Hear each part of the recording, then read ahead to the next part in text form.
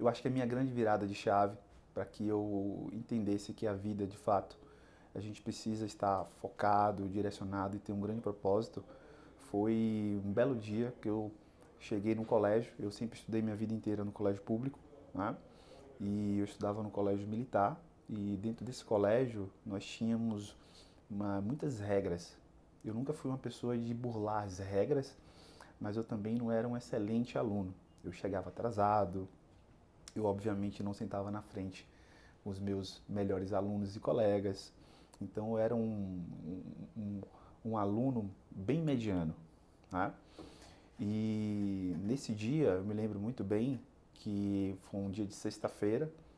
ah, eu cheguei atrasado por uma série de motivos e eu me lembro que toda vez que a gente chegava atrasado, principalmente na sexta-feira, o sargento colocava a gente em forma, que se dizia. Em forma queria dizer a gente em pé, em posição de adoração a algo e por alguns minutos, por algumas horas.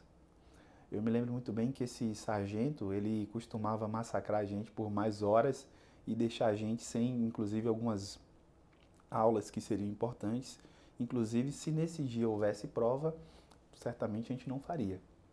Na sexta-feira, chegando atrasado, a gente ficaria também impedido ao sábado, onde a gente iria para o colégio para fazer arrumação das salas, limpeza das salas e uma série de outras limpezas que a gente tinha que fazer no colégio, né? A gente chamava isso de impedimento.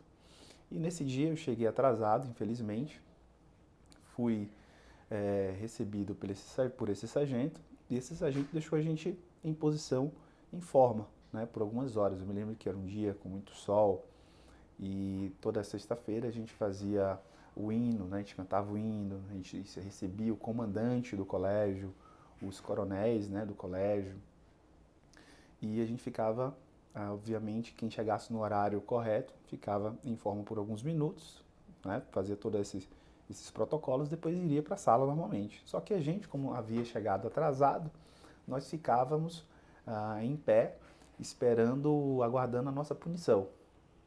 E nesse dia, infelizmente, o coronel, que era o coronel Jorge, ah, ele entrou por outro portão do colégio, que eram diversos portões, e ele, por algum motivo, ele entrou pelo portão da frente da escola, que nunca ele entrava.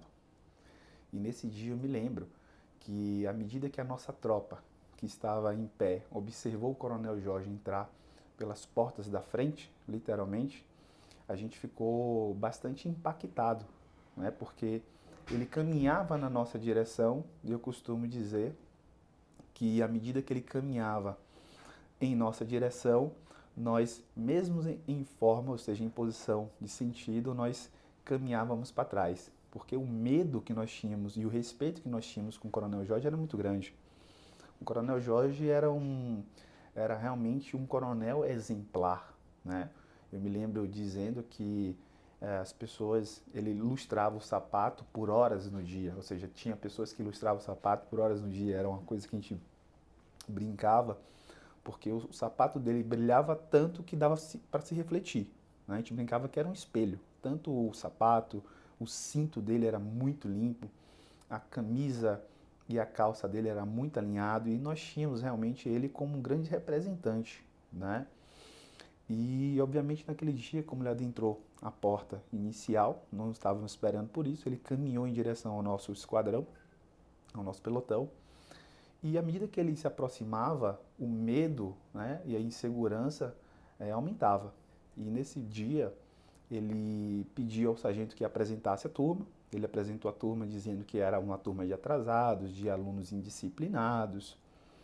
E o coronel Jorge, olhando para a gente, falou assim, e qual é a punição, sargento, que você tem para esses alunos? E ele falou, não, eu vou deixá-los aqui por cerca de 2 horas em pé, e depois vou levar eles em marcha até o salão principal, onde eu deixarei, né, eles fazerem outras coisas que muito provavelmente sejam punições. Então vou deixar esse aluno aqui encarregado de fazer isso, o outro aluno de fazer outra coisa. E o Coronel Jorge falou assim, não, hoje eu tenho uma outra punição para eles, né? E a gente falou, olha, se o sargento já faz tantas maldades com a gente, imagine o coronel, nesse momento, o que é que ele vai fazer com a gente. Então, a gente já estava pensando que a gente ficaria preso por alguns dias. Obviamente que nós não ficaríamos, mas que o coronel, com uma patente tão alta, seria uma punição à altura. E eu me lembro dele muito bem, primeiro, fazer uma pergunta para todos nós e ressaltar que ele confiaria em cada um da gente, né? Éramos cerca de 16 alunos e ele falou o seguinte, desses alunos, quais teriam prova hoje? E alguns alunos, cerca de 5, 6 alunos, levantaram a mão, dizendo que teria prova naquele dia. E ele falou, olha, sargento, pega o nome desses alunos, pois eu vou cobrar a nota desses alunos na prova que eles terão hoje e eu vou liberar. Obviamente não era mais 6, eram apenas 2, porque quando ouviram isso as pessoas perceberam que não seriam liberados, que na verdade seriam cobrados em seguida. E 2 foram liberados, foi devidamente o nome dado para eles, e ele falou, olha, se vocês nessa prova ficarem abaixo de 8, eu vou cobrar para vocês alguma outra coisa. E esses 2 alunos foram liberados. O restante, ele falou, olha, eu vou conduzir vocês até o meu gabinete, para que vocês entendam o que um coronel pode fazer durante o dia e a responsabilidade de um coronel. E a partir daí, foi realmente, eu digo que foi a maior punição sem sofrimento que nós já tivemos, né? E ele conduziu a gente, eu me lembro que pelos corredores, a todo instante, outras patentes paravam a gente para perguntar e ele só fazia o seguinte, não, está comigo. Então, até o gabinete dele, eu acho que nós fomos parados cerca de 5 a 6 vezes, pois existiam áreas que não era permitido os alunos passar. Então, nós estávamos adentrando aquele espaço e ele estava atrás do nosso pelotão, guiando a gente, né? Falando, olha, por aqui, por ali e tal. E quando chegou na sala dele, tinha uma secretária.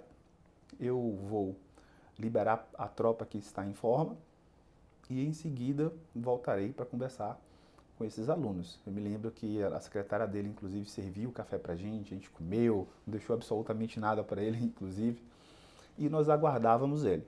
À medida que ele entrou na sala, que ele já tinha liberado a outra tropa, e perguntava. Ele fez 2 perguntas. Por que você está aqui? Né? E qual motivo você está aqui e como é a sua família? Eu me lembro muito bem dele perguntando isso, né? Isso chamava a atenção da gente porque a gente estava esperando uma punição e ele queria conhecer a gente. E ele naquele dia ele começou por porquê. Por que você está aqui?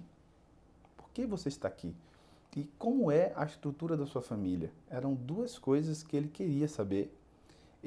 Quando ele perguntava olhando nos nossos olhos e falava os nossos nomes, né? As nossas fardas nos colégios tinham o nosso nome, que a gente chama de nome de guerra. Então ele foi perguntando um a um. Gustavo, por que você está aqui? Né? E como é a sua família? Essas 2 perguntas ele fez para todos. E ele estava nitidamente coletando dados que eram extremamente importantes para ele, que é a estrutura familiar daqueles indivíduos que estavam ali à frente, né? E segundo, o motivo pelo qual nós estávamos ali, porquê, o nosso porquê, né?